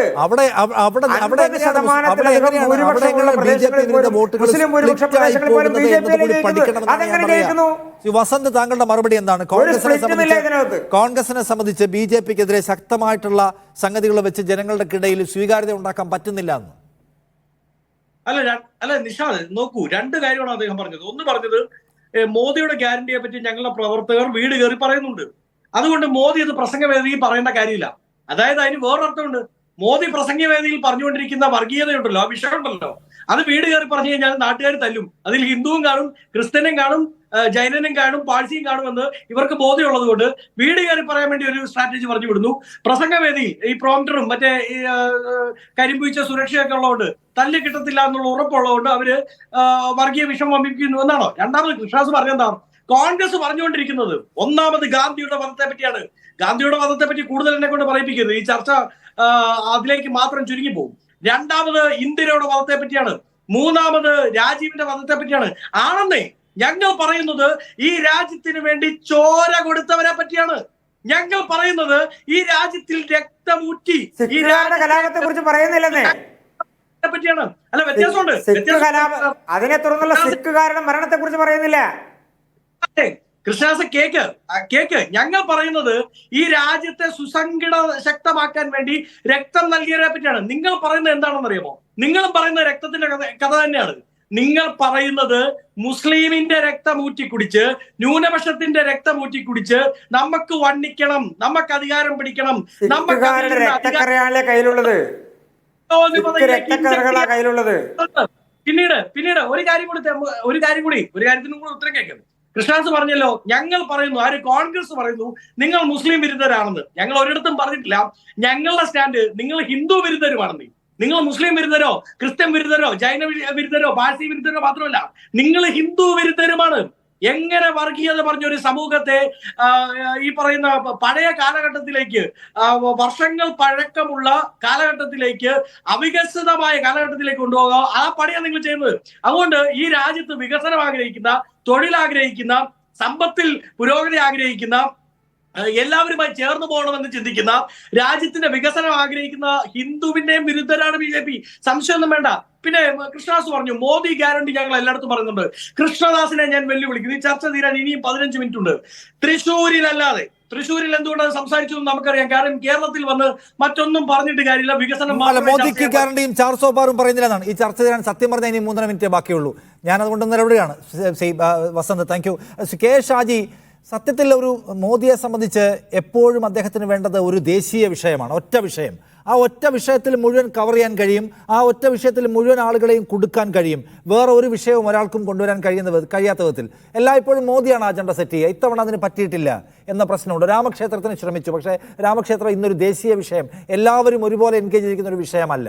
അങ്ങനെ ഒരൊറ്റ ദേശീയ വിഷയം ഇല്ലാതെ വരികയും ഓരോ സംസ്ഥാനങ്ങളിലും ഓരോന്ന് ചർച്ചയാവുകയും ചെയ്യുന്നു എന്ന പ്രശ്നം മോദി നേരിടുന്നുണ്ടോ? അതിനെ മറികടക്കാനാണോ അദ്ദേഹം ആവർത്തിച്ച് ഈ സംഗതി പറയുന്നത്? തീർച്ചയായിട്ടും 1980-കളിലും 90-കളിലും 2000-ലും ഒക്കെ രാമക്ഷേത്രം അല്ലെങ്കിൽ രാമൻ എന്ന് പറയുന്ന ഒരൊറ്റ പ്രതീകത്തിലാണ് BJPയുടെ രാഷ്ട്രീയം കേന്ദ്രീകരിച്ചിരുന്നത്. അങ്ങനെയാണ് 1984 2 സീറ്റ് ഉണ്ടായിരുന്ന BJP പിന്നീട് 88 സീറ്റിലേക്ക്, പിന്നെ ഇന്നത്തെ അവസ്ഥയിലേക്ക് വരികയും 10 കൊല്ലം അധികാരം പിടിച്ചെടുക്കുകയും ചെയ്തു. പക്ഷെ ഇന്ന് ആ രാമനെ പുതിയൊരു ക്ഷേത്രം നിർമ്മിച്ചതോടുകൂടി ആ പ്രശ്നം BJPക്ക് നഷ്ടപ്പെട്ടിരിക്കുകയാണ്. ഇനി അതൊരു വൈകാരികമായ ഒരു വിഷയമായി ഉയർത്തിക്കൊണ്ടുവരാൻ, മതം പറഞ്ഞ ആളുകളെ സ്വാധീനിക്കാൻ പറ്റുന്ന ഒരു വിഷയം BJPയുടെ മുന്നിലില്ല. പിന്നെ രണ്ടാമത്തെ ഒരു പ്രശ്നം ജനങ്ങളുടെ നിത്യനിദാന ജീവിതവുമായി ബന്ധപ്പെട്ട കാര്യങ്ങളാണ്, അതിജീവനത്തിന്റെ പ്രശ്നങ്ങളാണ്, പുതിയ തലമുറയുടെ പ്രശ്നങ്ങളുണ്ട്. ഇപ്പൊ മോഡിക്ക് വേണ്ടി മോദി മാനിപ്പുലേറ്റ് ചെയ്തുകൊണ്ട് വന്ന മോഡിയുടെ മീഡിയ പറയുന്നു ഉത്തരേന്ത്യയിലെ ജനങ്ങൾക്ക് മുഴുവൻ ഭക്തി മതി, അല്ലെങ്കിൽ അവർക്ക് അമ്പലം മതി, അവർക്ക് പൂജ മതി. പക്ഷെ ഈ അമ്പലവും പൂജയും ഭക്തിക്കും ഒക്കെ അപ്പുറത്ത് മനുഷ്യന്റെ ജീവിതത്തിന്റെ യാഥാർത്ഥ്യങ്ങളുണ്ട്, പ്രത്യേകിച്ച് യുവതലമുറയുടെ കാര്യത്തിൽ. ഈ ആളുകൾ ഒരു നൂറ്റാണ്ട് പുറകിലോട്ട് പോകണോ അതോ മുന്നോട്ട് പോകണോ എന്നുള്ള കാര്യത്തിൽ അവർ കൃത്യമായി ചിന്തിക്കുന്നുണ്ട്. പിന്നെ കഴിഞ്ഞ ഇലക്ഷനിൽ പോലും കോൺഗ്രസിന് ഏതാണ്ട് 20-22% വോട്ട് കിട്ടിയതാണ്. ഇന്ത്യയില് ഇന്ത്യ 10 കൊല്ലം ഭരിച്ച പാർട്ടി ഈ 10 കൊല്ലം ഭരിച്ചത് കേവലം 30% വോട്ടുകൾ മാത്രം നേടിക്കൊണ്ടാണ്. അപ്പൊ പ്രതിപക്ഷ പാർട്ടികൾക്കിടയിലുള്ള അനൈക്യം കൊണ്ട്, പ്രതിപക്ഷം തമ്മിലടിച്ചതുകൊണ്ട്, ഒന്നിലധികം സ്ഥാനാർത്ഥികൾ എതിരെ വന്നപ്പോൾ അവർ എതിരായിട്ടുള്ള വോട്ടുകളെ ഡിവൈഡ് ചെയ്തതുകൊണ്ട് മാത്രമാണ് BJP ഇത്രയും കാലം അധികാരത്തിൽ വരുന്നത്. അപ്പൊ അവിടെ വളരെ കൃത്യമായ ഒരു കൺസോളിഡേഷൻ വരുന്നു, മതേതര പാർട്ടികളുടെ വലിയ തോതിലുള്ള ഒരു ഏകീകരണം വരുന്നു. ഒരുപാട് ആളുകൾ പല സംസ്ഥാനങ്ങളും നമ്മൾ വിചാരിക്കാത്ത രീതിയിലുള്ള മുന്നേറ്റം പ്രതിപക്ഷം കൊണ്ടുവരുന്നു. അത് കണ്ടപ്പോൾ മോഡി പരിചകിതനായിരിക്കുകയാണ്. കാരണം ഇത്തരത്തിലുള്ള ഒരു അവസ്ഥ വരുമ്പോൾ ഒരു പത്രസമ്മേളനത്തെ അഭിമുഖീകരിക്കാത്ത, ജനങ്ങളുടെ ചോദ്യങ്ങളോട് മറുപടി പറയാത്ത, ഏകാധിപത്യ പ്രവണതകളുള്ള ആളുകൾ എല്ലാ കാലത്തും അധീരരായി പോവും. അവർക്ക് എന്താണ് പറയേണ്ടതെന്ന് അറിയില്ല. അതുകൊണ്ടാണ് തേജസ്വി യാദവ് ഏതോ ഒരു പ്രത്യേക ദിവസം മീൻ തിന്നു എന്ന് പറയുന്ന ഒരു വലിയൊരു പ്രചാരണ വിഷയം അദ്ദേഹം ഉയർത്തിക്കൊണ്ടുവന്നത്. ഒരാളൊരു മീൻ കഴിച്ചതാണ്, അല്ലെങ്കിൽ ഒരാളൊരു ഭക്ഷണം കഴിച്ചതാണ്, ഒരു വസ്ത്രം ധരിച്ചതാണ്, അല്ലെങ്കിൽ 18 കൊല്ലങ്ങൾക്ക് മുമ്പ് മൻമോഹൻ സിംഗ് പറഞ്ഞ ഒരു വാചകമാണ് അദ്ദേഹം അടർത്തിക്കൊണ്ടുവന്ന് മുസ്ലിങ്ങൾക്കെതിരായുള്ള ആയുധമായിട്ട് ഉപയോഗിക്കുന്നത്. പിന്നെ ഈ രാജ്യത്ത് ഇപ്പോ മോഡിയുടെ തന്നെ സഖ്യകക്ഷിയായുള്ള കർണാടക ദേവഗൌഡയുടെ സർക്കാരാണ് കർണാടകത്തിൽ ആദ്യമായിട്ട് മുസ്ലിങ്ങൾക്ക് സംവരണം കൊണ്ടുവന്നത്. അതുപോലും ചരിത്രം പോലും നോക്കാണ്ട് ഹോംവർക്ക് നടത്താതെ ഒരു ഡിവൈഡിംഗ് സബ്ജക്ട് ഉണ്ടാക്കിയെടുക്കുക എന്നുള്ള അടിയന്തര ആവശ്യം മോദിയുടെ മുമ്പിലുണ്ടെന്നാണ്. അല്ല സമ്പത്ത്, സത്യത്തിൽ നോക്കൂ, ഇത് പലതരത്തിലുള്ള നിരീക്ഷണങ്ങളുണ്ടല്ലോ. ഇതിപ്പോൾ ഒരു 100 ആണ്ട് കൊണ്ട് രാജ്യത്തിന്റെ ശരീരത്തിനകത്ത് കുത്തിവെച്ചിട്ടുള്ള സംഗതിയാണ് ഈ ഡിവിസീവായിട്ടുള്ള ഐഡിയോളജി എന്ന് പറയുന്നത്. കഴിഞ്ഞ 10 ആണ്ട് അതിൻ്റെ ഒരു ശക്തമായ പമ്പിങ്ങിൻ്റെ സമയമായിരുന്നു. അത്രയും നമ്മൾ കാണുന്നുണ്ട്. അതിനെ നിങ്ങൾ ഏച്ചുകെട്ടി ഉണ്ടാക്കിയ ഒരു സഖ്യം കൊണ്ട് ഒറ്റയടിക്ക് മറിച്ചിട്ട് കളയാം എന്ന് വിചാരിക്കുന്നതിനകത്ത് കുറച്ച് കടന്ന ചിന്തയുണ്ടോ സമ്പത്ത്?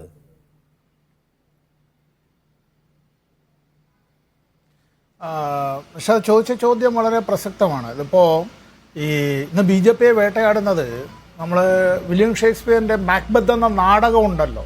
അപ്പോൾ ആ നാടകത്തിൽ ഡങ്കനെ കൊന്നതിന് ശേഷം ലേഡി മാക്ബത്തിൻ്റെ മുന്നിലേക്ക് വരുമ്പോൾ ഈ കയ്യിലെ രക്തക്കറകളും തുള്ളികളും എല്ലാം കണ്ടിട്ട് അവരുടെ ഒരു വിലാപം തന്നെ ഉണ്ട്.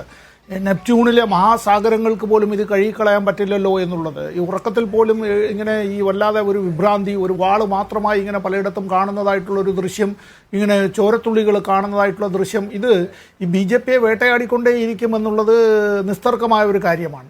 ഇവിടെ നിഷാദ് ഈ ചർച്ചയ്ക്ക് ആധാരമായി എടുത്തത് ശ്രീ മോദിയുടെ ഇന്ന് ഒരു ടെലിവിഷൻ ഇൻ്റർവ്യൂവിനെ സംബന്ധിച്ചാണ്. എൻ്റെ ഒരു വിനീതമായ ചോദ്യം, ശ്രീ കൃഷ്ണദാസെങ്കിലും ഓർക്കുന്നുണ്ടാവുമല്ലോ, എത്ര വാർത്താ സമ്മേളനങ്ങളാണ്, എത്ര പ്രസ് കോൺഫറൻസുകളാണ്, എത്ര മാധ്യമ പ്രവർത്തകരുടേതായിട്ടുള്ള ചോദ്യങ്ങൾക്കാണ് അങ്ങനെ ഒരു വാർത്താ സമ്മേളനം, മാധ്യമ സമ്മേളനങ്ങളിൽ അദ്ദേഹം നടത്തിയിട്ടുള്ളത്, ചോദ്യങ്ങൾക്ക് മറുപടി പറഞ്ഞിട്ടുള്ളത്? ഒരെണ്ണം പറയാമോ? ഒരെണ്ണം. ഇത് വാസ്തവത്തിൽ ഇതെല്ലാം ഇദ്ദേഹം ഈ സമീപകാലത്ത് തെരഞ്ഞെടുപ്പ് കാലത്ത് ചില ഈ ടെലിവിഷൻ മാധ്യമങ്ങൾ നടത്തിയതായിട്ടുള്ള ഇൻ്റർവ്യൂ എന്നൊക്കെ പറയുന്നത് പച്ചയ്ക്ക് തുറന്നു പറഞ്ഞാൽ പ്ലാന്റഡ് സ്റ്റോറിയാണ്. അത് കൃത്യമായിട്ടുള്ള അത് മാനിപ്പുലേഷൻ്റെ ഭാഗമായിട്ടുള്ളതാണ്. ഇവിടെ ഈ ആജ് രാത് കെ ബാദ് അറിയാമല്ലോ, നോട്ട് നിരോധനത്തിൻ്റെ അദ്ദേഹം ഏകപക്ഷീയമായ അദ്ദേഹത്തിൻ്റെ പ്രക്ഷേപണ പ്രസംഗമാണ് വരുന്നത്. ഒരു കാരണവശാലും മാധ്യമപ്രവർത്തകരെ അത്തരത്തിൽ നേരിട്ട് കണ്ട് അഭിസംബോധന ചെയ്ത് അവരുടെ ചോദ്യങ്ങൾക്ക് മറുപടി പറയാൻ and you are still you are proud that ഞാൻ താങ്കളെ ഉദ്ദേശിച്ചും കൂടിയാണ് പറയുന്നത് the fourth estate of democracy എന്ന് പറയുന്നു. പക്ഷേ അതേസമയം the fourth estate of the democracy എന്ന് പറയുമ്പോൾ ഈ പാർലമെൻ്ററി ജനാധിപത്യത്തിൽ ഇന്ത്യയുടെ പ്രധാനമന്ത്രിയോടൊപ്പം അങ്ങനെ ഈ പറയുന്ന ഒരു വാർത്താ സമ്മേളനം നടത്താൻ അതിന് ഇന്ത്യയുടെ പ്രധാനമന്ത്രിക്ക് ധൈര്യമില്ല എങ്കിൽ മറ്റെന്താണ് പറയേണ്ടത്? 56 ഇഞ്ച് നെഞ്ചളവ് മാത്രം പറഞ്ഞുകൊണ്ട് അത്തരത്തിൽ പറയുന്നത്. ഇനി ഞങ്ങൾ പറയുന്നതായ വിഷയങ്ങൾ, ആ വിഷയങ്ങളെ ഇത് ഈ ഏറ്റവും കൂടുതൽ വോട്ട് കിട്ടുന്ന ആൾ ജയിക്കുന്നു എന്നുള്ളത് കൊണ്ട് കഴിഞ്ഞ തെരഞ്ഞെടുപ്പുകളിലും ജയിച്ചു, എപ്പോഴും അങ്ങനെ തന്നെ ആവണം എന്നുള്ളതുമില്ല. ഞാനിപ്പോൾ ഈ തെരഞ്ഞെടുപ്പ് കഴിഞ്ഞ് ഇപ്പോൾ പല ഘട്ടങ്ങൾ കഴിഞ്ഞു. ഈ അനന്തം ചൗധരിയുടെ ഒരു വളരെ പ്രസിദ്ധമായൊരു പുസ്തകമുണ്ടല്ലോ, count your chickens before they are hatched എന്നുള്ള നിലയിലേക്ക് ഞാൻ ഈ വോട്ടിംഗ് ശതമാനം കുറഞ്ഞതും കൂടിയതും വെച്ച് അത്തരത്തിലൊരു വിശകലനത്തിനൊന്നും ഞാനിവിടെ തയ്യാറാകുന്നില്ല. പക്ഷേ ഒരു കാര്യം ഞാൻ പറയാൻ ആഗ്രഹിക്കുന്നു, ഈ വോട്ടിംഗ് ശതമാനം കുറഞ്ഞു എന്നുള്ളത് ബി ജെ പിക്ക് സ്വാധീനമുള്ള ബി ജെ പി ജയിച്ചതായിട്ടുള്ള അവർക്ക് അത്തരത്തിൽ കനത്ത രീതിയിലുള്ള ഭൂരിപക്ഷം ലഭിക്കേണ്ടിയിരുന്ന മണ്ഡലങ്ങളിലാണ് ഈ പോളിംഗ് ശതമാനം കുറഞ്ഞത് എന്നുള്ളത് നമുക്ക് ചില അടയാളങ്ങൾ നൽകും.